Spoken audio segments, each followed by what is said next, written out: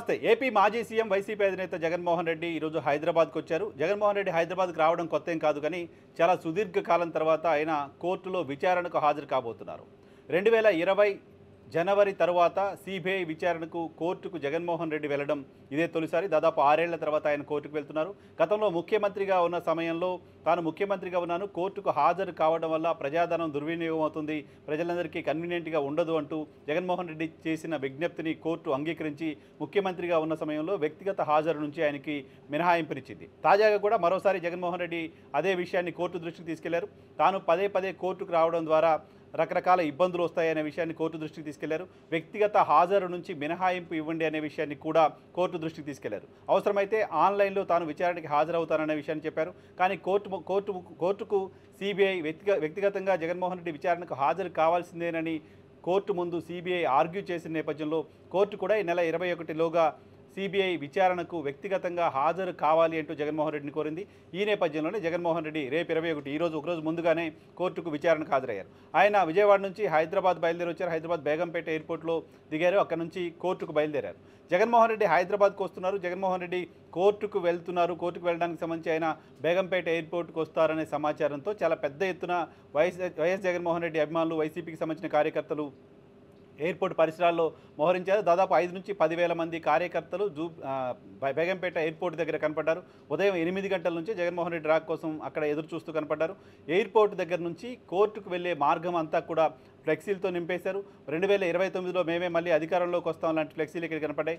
ఆంధ్రప్రదేశ్ రాజకీయాలు సపరేట్ అయినప్పటికీ, ఆంధ్రప్రదేశ్ రాజకీయాలతో తెలంగాణకు సంబంధం లేనప్పటికీ, తెలంగాణలో వైఎస్ఆర్ కాంగ్రెస్ పార్టీకి సంబంధించిన ఉనికే లేనప్పటికీ, వైఎస్ఆర్ కాంగ్రెస్ పార్టీకి సంబంధించిన కార్యక్రమాలని తెలంగాణలో పూర్తిగా జగన్మోహన్ రెడ్డి ఆపేసినప్పటికీ, తెలంగాణలో కమిటీలు, తెలంగాణలో పార్టీనే పూర్తిగా లేకుండా చేసినప్పటికీ, తెలంగాణలో ప్రధానంగా హైదరాబాద్లో జగన్మోహన్ రెడ్డి అభిమానులు ఏ స్థాయిలో ఉన్నారు అనే దానికి ఒక ఎగ్జాంపుల్గా ఈరోజు బేగంపేట దగ్గర వైఎస్ఆర్ కాంగ్రెస్ పార్టీకి సంబంధించిన కార్యకర్తల సందోహం, కార్యకర్తలకు సంబంధించిన హడావుడి చూస్తే అర్థమవుతుంది. కోర్టు దగ్గర అలాగే ఎయిర్పోర్ట్ దగ్గర ఈ స్థాయిలో కార్యకర్తలు మోహరించడం అనేది గతంలో ఎప్పుడు చూడలేదు. ఈ స్థాయిలో జగన్మోహన్ రెడ్డిని చూసేందుకు, జగన్మోహన్ రెడ్డిని కలిసేందుకు, ఆయన్ను కలిసి అక్కడ ఆయన దృష్టిలో పడేందుకు చాలా పెద్ద ఎత్తున కార్యకర్తలు అక్కడకు ఎయిర్పోర్ట్కి రావడం కనిపించింది. జగన్మోహన్ రెడ్డి మేనియా మొత్తం బేగంపేట ఎయిర్పోర్ట్ పరిసరాలంతా కూడా మనకు కనపడుతోంది. జగన్మోహన్ రెడ్డి మేనియా ఫ్లెక్సీలు పట్టుకుని ఇతర ప్రాంతాలకు సంబంధించిన కార్యకర్తలు, హైదరాబాద్లో ఉండే ఏపీ ప్రాంతానికి సంబంధించిన వాళ్ళు కావచ్చు, తెలంగాణలో కూడా జగన్మోహన్ రెడ్డికి చాలా పెద్ద ఎత్తున అభిమానులు ఉంటారు. సో వాళ్ళు కావచ్చు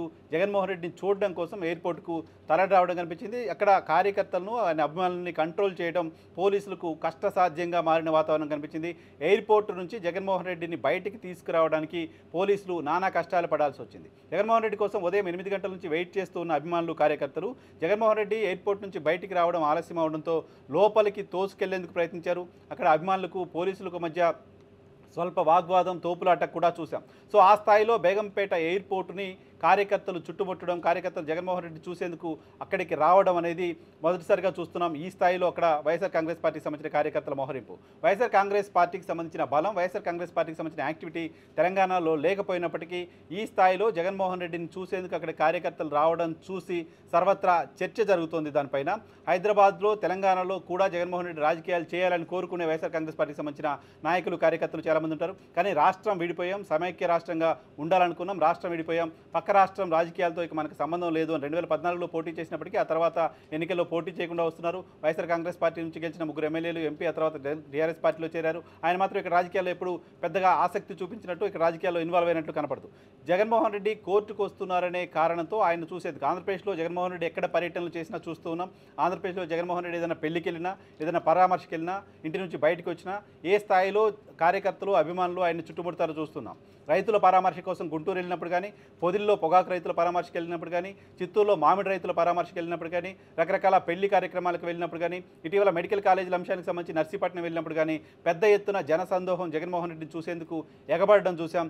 అదే స్థాయి స్పందన, అదే స్థాయిలో జగన్మోహన్ రెడ్డిని చూసేందుకు అభిమానులు క్యూ కట్టడం, అభిమానులు ఎదురు చూడడం గంటల తరబడి అనేది హైదరాబాద్లో ఈ రోజు కనపడింది. ఆంధ్రప్రదేశ్ రాష్ట్రంలోనూ నియోజకవర్గానికి జగన్మోహన్ రెడ్డి వెళ్తే ఏ రకంగా ఉంటుందో అదే తరహా వాతావరణం బేగంపేట ఎయిర్పోర్ట్ పరిసరాల్లో కనపడింది. సేమ్ టైం జగన్మోహన్ రెడ్డిని హంట్ చేస్తూ వస్తున్న తెలుగుదేశం పార్టీ మీడియా జగన్మోహన్ రెడ్డి కాంగ్రెస్ పార్టీలో ఉన్న సమయంలో ఆయన పైన కేసులు పెట్టినప్పటి నుంచి ఆయన కాంగ్రెస్ నుంచి బయటకు వచ్చి ఆయన కడప ఎంపీగా పోటీ చేసి ఆయన పార్టీని ఎస్టాబ్లిష్ చేసి ఆయన పాదయాత్ర చేసి మొత్తం ఎంటైర్ ప్రాసెస్లో జగన్మోహన్ రెడ్డిని హంట్ చేస్తూ జగన్మోహన్ రెడ్డి తప్పులేంటి, జగన్మోహన్ రెడ్డి క్యారెక్టర్ ఏంటి, జగన్మోహన్ రెడ్డి వ్యక్తిత్వ హననానికి పాల్పడడమే ప్రధానమైన ఎజెండాగా పనిచేస్తూ వస్తున్న తెలుగుదేశం పార్టీ మీడియా ప్రధానంగా హైదరాబాద్లో జగన్మోహన్ రెడ్డి పర్యటన పైన కూడా అదే తరహా వార్తలు రాస్తూ వచ్చింది. నిజానికి జగన్మోహన్ రెడ్డి ఫ్లైట్లో రావట్లేదు, జగన్మోహన్ రెడ్డి రోడ్డు మార్గాన వస్తున్నారు. జగన్మోహన్ రెడ్డి కృష్ణా జిల్లా దగ్గర నుంచి బయలుదేరి హైదరాబాద్కు వచ్చేంతవరకు సూర్యాపేట ప్రాంతం అంతా చాలా పెద్ద ఎత్తున జనాలను గ్యాదర్ చేసి హంగామా చేయాలని జగన్మోహన్ రెడ్డి అనుకుంటున్నారంటూ నిన్నంతా తెలుగుదేశం పార్టీ మీడియా మాట్లాడుతూ వచ్చింది. జగన్మోహన్ రెడ్డి అనూహ్యంగా ఫ్లైట్లో వచ్చారు. ఆయన ఫ్లైట్ దిగి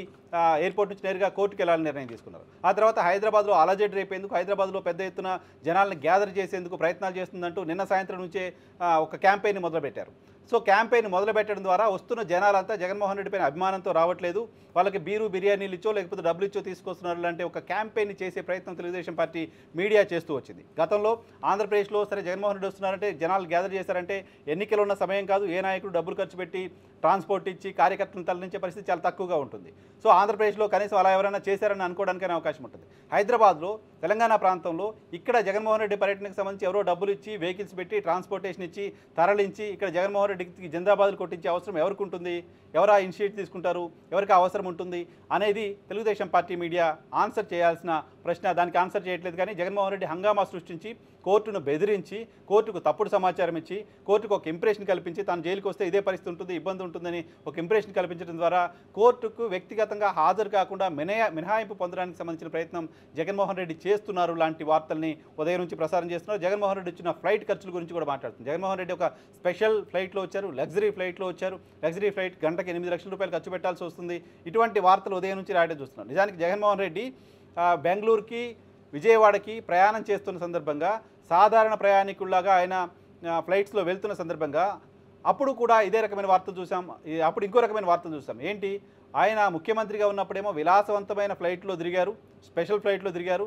అధికారం పోయేసరికి చూడండి ఎకానమీలో సాధారణ ప్రయాణికులతో పాటు వెళ్తున్నారంటూ ఆయనకు వ్యతిరేకంగా పోస్టులు పెట్టడం, వార్తలు వేయడం చూసాం. ఇప్పుడు ఆయన సొంతంగా స్పెషల్ ఫ్లైట్ తీసుకొని బేగంపేట ఎయిర్పోర్ట్లో దిగితే సొంతంగా స్పెషల్ ఫ్లైట్లో ఇన్ని డబ్బులు ఖర్చు పెట్టుకొని వస్తున్నారు చూడండి అంటూ ఇంకో రకమైన క్యాంపెయిన్ చేస్తున్నారు. So hunting, Jaganmohan Reddy character assassination చేయడానికి సంబంధించి ఏ రకమైన అవకాశాలున్నా, ఏ రకమైన ఒక ఐడియా వచ్చినా దాన్ని పంప్ చేయటమే లక్ష్యంగా తెలుగుదేశం పార్టీ మీడియా పనిచేస్తున్న వాతావరణం కనపడుతుంది. ఈరోజు జగన్మోహన్ రెడ్డి సిబిఐ కోర్టుకు అటెండ్ అవుతున్న దృశ్యాలు చూసినప్పుడు, సిబిఐ కోర్టుకు అటెండ్ అవుతున్న సందర్భంగా ఆయన కోర్టుకు వెళ్ళే దారిలో అభిమానుల హడావుడు చూసినప్పుడు, సో ఆయన బేగంపేట ఎయిర్పోర్ట్లో దిగడం చూసినప్పుడు, తెలుగుదేశం పార్టీ మీడియా ఇస్తున్న వార్తలు చూసినప్పుడు ఆయన తొలిసారి సిబిఐ విచారణకు వెళ్తున్న సందర్భంగా కాంగ్రెస్ పార్టీలో ఉండి అప్పుడు ఎంపీగా ఉన్న సమయంలో సిబిఐ విచారణకు వెళ్తున్న సందర్భంగా అప్పుడు తెలుగుదేశం పార్టీ మీడియా ఏం చేసింది, అప్పుడు జనాల స్పందన ఏ రకంగా ఉండింది జగన్మోహన్ రెడ్డి పట్ల అనే దృశ్యాలు దాదాపు 10-12 ఏళ్ల క్రితం దృశ్యాలు ఎలా ఉన్నాయో అదే దృశ్యాలు ఈరోజు హైదరాబాద్లో తెలుగుదేశం పార్టీ మీడియాలో కూడా కనపడుతున్నాయి. సో మొత్తంగా జగన్మోహన్ రెడ్డి హైదరాబాద్ వచ్చిన సందర్భంగా